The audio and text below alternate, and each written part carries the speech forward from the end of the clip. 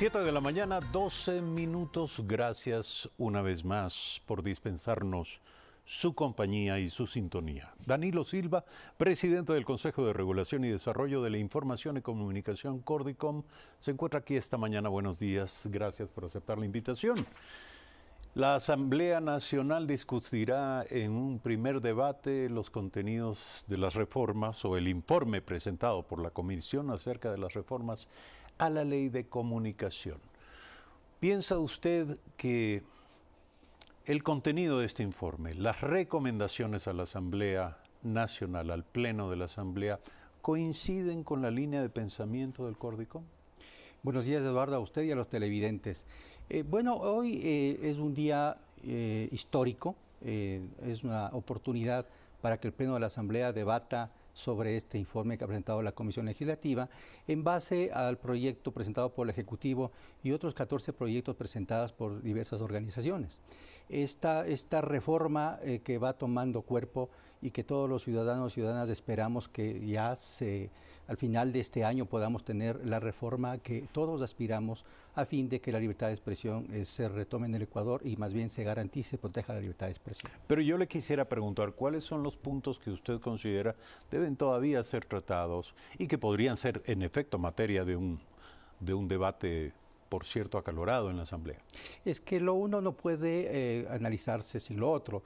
Es decir, las reformas lo que están buscando es cambiar radicalmente el sistema de control, de vigilancia que habría sobre los medios de comunicación, cambiar por un sistema de protección de la libertad de expresión y también protección de los demás derechos.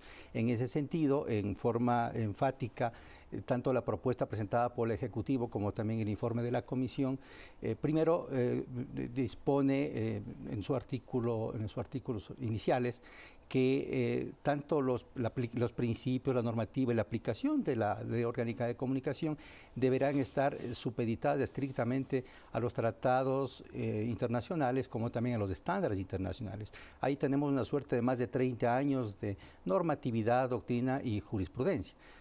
Complementariamente con esto, el hecho de eliminar tajantemente la noción de que la comunicación o todo lo relacionado con comunicación es un servicio público. Eso marca radicalmente la diferencia. Mire usted que cuando se presentó el proyecto, audazmente y también con mucha decisión política, se eliminó en el proyecto de reformas la noción de servicio público. Después de la sentencia de la Corte Constitucional que todos conocemos, también al eliminar las enmiendas, dio de baja este asunto de que la comunicación sea un servicio público.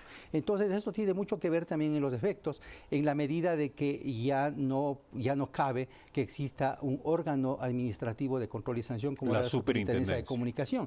Y entonces, más todavía, ahora es esencial y fundamental que se elimine la Superintendencia de Comunicación. Entonces, parece haber coincidencia general, no absoluta, pero coincidencia de una cierta mayoría legislativa en torno a este tema. Pero ¿cuáles cree usted o consideraría usted que más allá de la eliminación de la superintendencia serían pasos importantes en la línea de la consolidación de garantías para el ejercicio de una libertad de expresión plena? Sí, como le decía, hay aspectos centrales y estructurales que se reforman.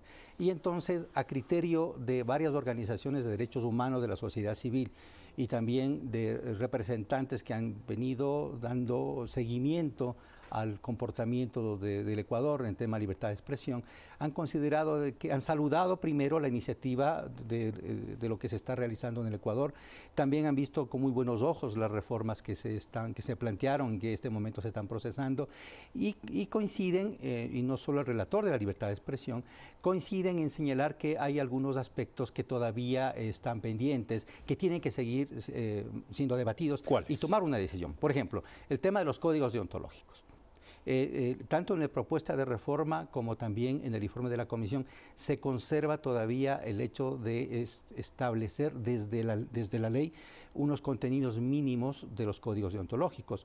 La Relatoría de Libertad de Expresión, como también otras organizaciones, han considerado de que eso está en contra de los estándares. Entonces, por ejemplo, eso es lo que en la Asamblea también deberá debatirse y tomar una decisión. ¿Pero qué está puntualmente en contra de los estándares? Que no se puede imponer contenidos, que los contenidos deontológicos tienen que tienen que surgir de los propios actores de la surgir y comunicación. aplicarse los actores de la comunicación.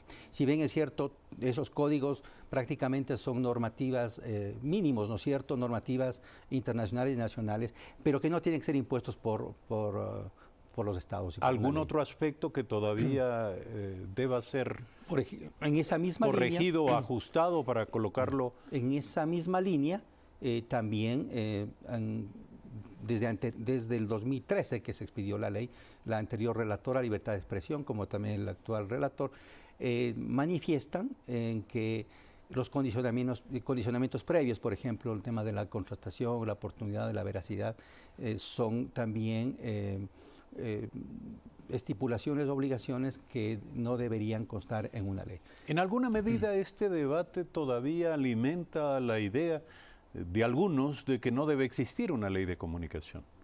Así es, pero finalmente, mire que nosotros estamos pasando de ser un país que era observado por el comportamiento desde los poderes públicos de obstaculizar a la libertad de expresión, como también sancionar fuertemente a los medios de comunicación y los periodistas, y que eso provocó una suerte de inhibición, como dicen, y también una especie de censura previa.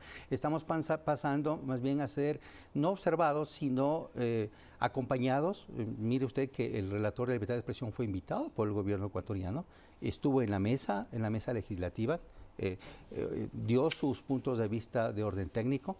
También en su visita presentó documentación, un apoyo técnico importante, con el fin de que aprovechemos la oportunidad que está en nuestras manos como sociedad y tengamos la ley orgánica de comunicación que, entre otras cosas, esencialmente proteja la libertad de expresión y se refuerce con los otros derechos fundamentales. Este proyecto de ley todavía consagra un reparto, una visión de los equilibrios en el tema de las frecuencias, de la entrega de frecuencias, entre tres grandes campos, ámbitos, el de la comunicación comunitaria, el de la comunicación pública y el de la comunicación privada. ¿Eso se sostiene? Se sostiene. En el proyecto presentado por el Ejecutivo se ha mantenido esa redistribución tripartita y fundamentalmente se ha asegurado que el 34% de medios comunitarios se respete. Existe, sin embargo, y he escuchado a propósito de las diferentes comparecencias en la mesa legislativa, de que algunos consideran de que el porcentaje que corresponde a medios públicos, a propósito de que el espectro radioeléctrico es un bien finito, tiene que ser utilizado y aprovechado de manera eficiente. Y en tal sentido, ¿qué significa eso? De que no puede estar reservado un porcentaje sin que sea ocupado eficientemente y administrado eficientemente. Entonces existen voces. La tendencia sería a permitir el uso por parte del sector privado. Entre el privado y el público utilizar eficientemente eso, pero sí respetar el 34% de los comunitarios. Pero insisto, eso se verá en estos días, en el debate del día de hoy y también ¿Pero eso el día será jueves. materia de la ley o de su reglamento? De ley, tiene que ser de ley. ¿Por qué? Porque como usted bien anotaba, ese porcentaje de redistribución, los porcentajes están en la Ley Orgánica de Comunicación. Vamos concluyendo. El informe de la comisión, que será conocido este día, evidentemente, propone algo que podría plantear un conflicto legal y constitucional. Es una nueva conformación del Cordicom, del Consejo, y esto podría plantear un conflicto en referencia a la disposición constitucional que impide que los regulados sean miembros o parte de los organismos de regulación. Su criterio. En efecto, el artículo 232 de la Constitución es categórico. Dice que quienes tengan intereses o representen intereses de terceros no pueden formar parte de un órgano de regulación. Entonces, ese es un tema que tendrá que sortear no solo la Comisión Legislativa, sino el Pleno de la Asamblea. Muy bien, gracias por aceptar esta invitación en esta mañana, Danilo Silva, presidente del Cordicom. Esta mañana estaremos pendientes, se inicia el primer debate en torno a las reformas a la ley de comunicación.